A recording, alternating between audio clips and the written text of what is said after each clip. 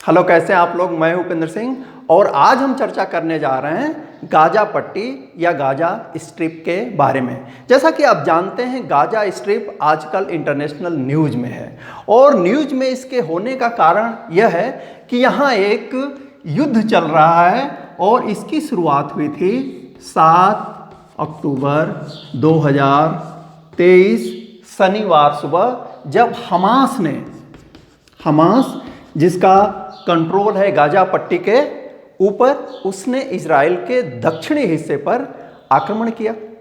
इसके रिटेलिएशन में इजराइल ने आक्रमण किया और आज की डेट में आप कह सकते हैं कि कम से कम दोनों तरफ 1400 से लेकर के 1500 लोग मारे गए हैं, जिसमें ज़्यादातर सिविलियन हैं।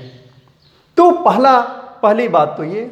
दूसरी चीज़ चर्चा में कल बात आई थी 13 अक्टूबर 2023 को, जब इजराइल डिफेंस फोर्सेस ने गाजा पट्टी और स्पेशली गाजा जो सिटी है इसके ऊपर पर्चे गिराए। उस पर्चे में इजराइल डिफेंस फोर्स की तरफ से यह कहा गया कि उत्तरी गाजा और स्पेशली गाजा सिटी के निवासी शहर को खाली कर दें।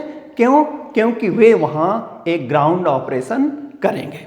अब आज की डेट में करीब 1.2 मिलियन यानी 12 लाख के आसपास लोगों को इधर से मूव करके यहाँ आना है, दक्षिण दिशा में जाना है। यानी कि लगभग आधी आबादी को इधर से निकल करके इधर जाना है, क्योंकि इजराइल ने कर रखा है कि यदि आप अपनी सुरक्षा चाहते हैं तो वहाँ से हट जाएं। अब सवाल ये है कि ग्राउंड ऑपरेशन की जरूरत क्यों पड़ी? इसकी जरूरत इसलिए पड़ी क्योंकि इसका एक रिश्ता 7 अक्टूबर 2023 से है। 7 अक्टूबर 2023 शनिवार को, जब इन्होंने यहाँ एक छोटा सा गांव था किबुत्ज बेरी करके, और यही नहीं, इन्होंने तमाम क्षेत्रों में आक्रमण किया। लेकिन स्पेशली यहाँ एक म्यूजिकल पार्टी चल रही थी और उसमें करीब 3500 लोग थे। 260 लोगों को हमास ने तुरंत मार दिया और अनेक इजरायली लोगों, जिसमें ज़्यादातर महिलाएं और बच्चियां हैं, उनको ये होस्टेज बना करके ले गए गाजा पट्टी में। तो अब इजराइल को अपने लोगों को छुड़ाना है और इसके लिए ग्राउंड ऑपरेशन की ज़रूरत है। इसका दूसरा कारण यह है कि जो हमास है वह तो शुरू से ही इस बात का विरोधी है कि इजराइल ही ख़त्म हो जाए। तो लड़ाई होती रहती है। तो लड़ाई के वक्त में उसके दो विंग है, एक पॉलिटिकल है, एक मिलिटेंट विंग है। तो लड़ाई के वक्त अपने को सुरक्षित करने के लिए इन्होंने एक उपाय खोजा, जिसको नाजी जो रिजीम थी हिटलर की, उसने भी अपनाया। उन्होंने पूरे शहर में नीचे बंकर बना रखे हैं, टनल बना रखे हैं, सुरंगें खोद रखी है और संकट की घड़ी में जो पूरा उनका पॉलिटिकल विंग है, मिलिटेंट विंग है और जो नागरिक हैं उनको भी उसमें शरण दी जाती है, जितने को दी जा सकती है।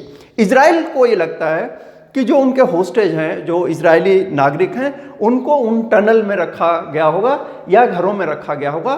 तो ये एक प्रकार से डोर टू डोर सर्च करने का प्रयास करेंगे।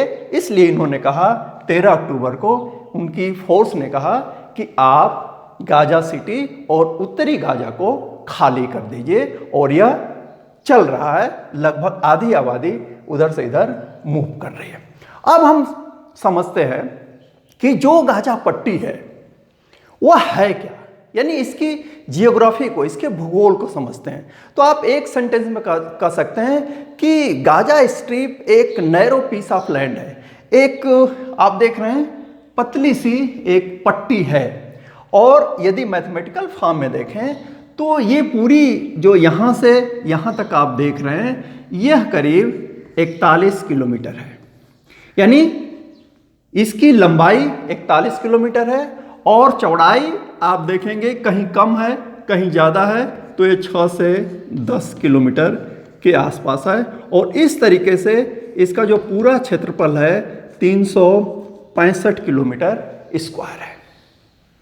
लेकिन एक दूसरा पहलू है इस भूगोल के साथ, जो जनसांख्यिकी जुड़ी हुई है वह यह कि इस छोटी सी पट्टी में लगभग कितने लोग रहते हैं? आज की डेट में 23 लाख लोग रहते हैं। इसका मतलब ये हुआ कि 1 वर्ग स्क्वायर किलोमीटर के एरिया में, यानी 1 किलोमीटर चौड़ा और 1 किलोमीटर लंबा, इस एरिया में 6500 से अधिक लोग रहते हैं। यानी आप सोच सकते हैं कि फिलिस्तीन के इस गाजा पट्टी के हिस्से में कितनी पॉपुलेशन डेंसिटी है, जनसंख्या घनत्व बहुत ज़्यादा है। इसका मतलब ये हुआ कि एक बम गिरने का मतलब है कि ढेर सारी जानें जाती है। तो यह भी एक पहलू है। दूसरी चीज़ ये कि इसका ये देखें कि ये जो हिस्सा है इधर वाला, यह है भूमध्य सागर। भूमध्य सागर यानी इधर पानी है, भूमध्य सागर है, और 2009 से इजराइल ने इसको पूरा ब्लॉक कर रखा है। तो इधर से गाजा के लोग नहीं जा सकते। इधर कुछ पॉइंट थे, कुछ जिसको क्रॉसिंग कहते हैं। तो आज की डेट में ये 2 क्रॉसिंग जो हैं यह इजराइल कंट्रोल करता है, और एक जो क्रॉसिंग है जिसको हाफा क्रॉसिंग बोलते हैं वह मिस्र कंट्रोल करता है।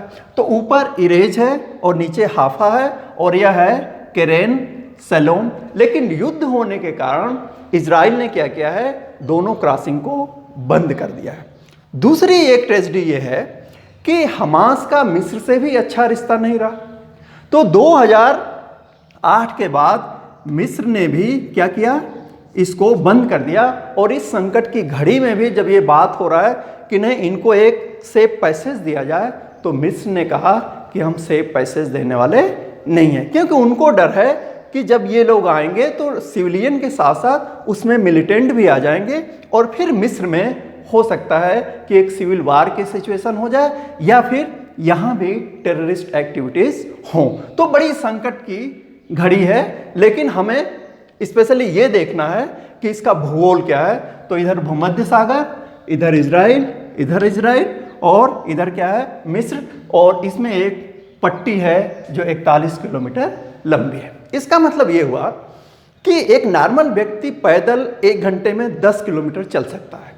तो यदि आप यहाँ से शुरू करें हाफा क्रॉसिंग से, तो आप करीब 4 घंटे में पैदल इस स्टेट को, गाजा स्ट्रिप को पार कर सकते हैं। साइकिल से आप 2 घंटे में पार कर सकते हैं, और आपके पास मोटरसाइकिल है तो 1 घंटा यहाँ से यहाँ पहुँचने में लगेगा। तो इसीलिए इसको स्ट्रिप बोलते हैं। बहुत पतली एक पट्टी है जिसे कहा जाता है, घिरे होने के कारण कहा जाता है, क्योंकि निकलने का इनके पास रास्ता नहीं है। तो कहा जाता है कि ये दुनिया की सबसे बड़ी ओपन एयर जेल है।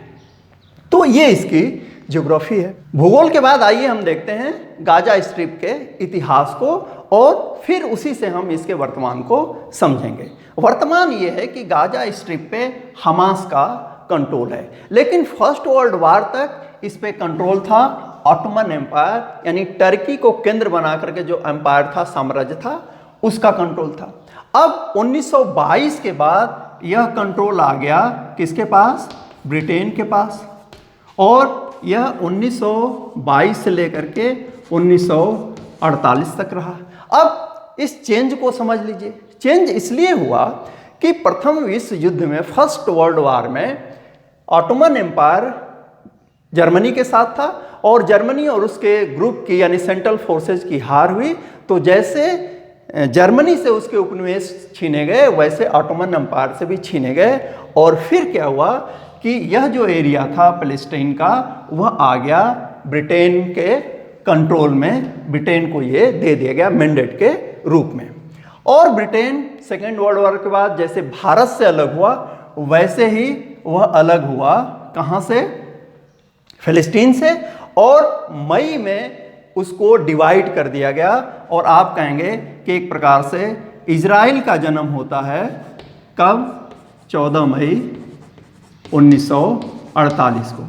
लेकिन उसके पहले फिलिस्तीन को या फिलिस्तीन को बांट दिया गया, जिसको एक हिस्सा दिया गया 44% इजराइल को, 48% फिलिस्तीन को, और यरूशलेम को एक इंडिपेंडेंट सिटी बनाया गया। तो ये हिस्से हुए, उसी में ये गाजा पट्टी था। लेकिन जैसे ही इसका जन्म हुआ इजराइल का, यानी इजराइल बना, तो 15 मई को ही जो अरब कंट्री थे उन्होंने इस पे आक्रमण कर दिया। और इस आक्रमण के बाद क्या हुआ कि इस क्षेत्र पे यानी गाजा पट्टी पे किसका शासन हो गया? इजिप्ट का यानी मिस्र का। और यह रहा 1948 से लेकर के 1967 तक। 56 में एक युद्ध हुआ, 48 के बाद 56 में युद्ध हुआ, लेकिन एक युद्ध हुआ 1967 में, और उसमें अरब देशों की बुरी तरीके से हार हुई। और इस हार का परिणाम ये हुआ कि यह जो गाजा पट्टी है यह आ गई 1967 में किसके कब्जे में? इजराइल के कब्जे में, और यह रही 2005 तक। तो ये इसका इतिहास है। अब आपको समझना है कि इसमें हमास कहां से आ गए। तो आइए देखते हैं कि हमास की एंट्री कब होती है। हमास बना था 1987 में, लेकिन पावर में उसके आने का रास्ता शुरू हुआ कब? जब 2005 में क्या हुआ कि इजराइल ने गाजा पट्टी को छोड़ने का ऐलान किया। छोड़ने के बाद 2006 में वहाँ क्या हुए? चुनाव हुए, और चुनाव के बाद 2007 में क्या हुआ? हमास वहाँ पे जीत गया। हमास अपनी स्थापना, और यह कब हुई थी? 1887। 1887 से ही इजराइल को एलिमिनेट करने के लिए प्रयास कर रहा था, और जब पॉलिटिकल पावर उसको मिली तो और मजबूत हुआ, और उसने 2008 से 2009 तक एक प्रकार से जिसको कहा जाता है गाजा वार, इसको इजराइल के खिलाफ शुरू किया। फिर 2014 में यही युद्ध होता है। फिर 2018-19 में भी किया गया। फिर 2021 अभी कुछ दिनों के ही पहले की बात है, हमास ने फिर अटैक किया जिसमें काफ़ी जाने गए।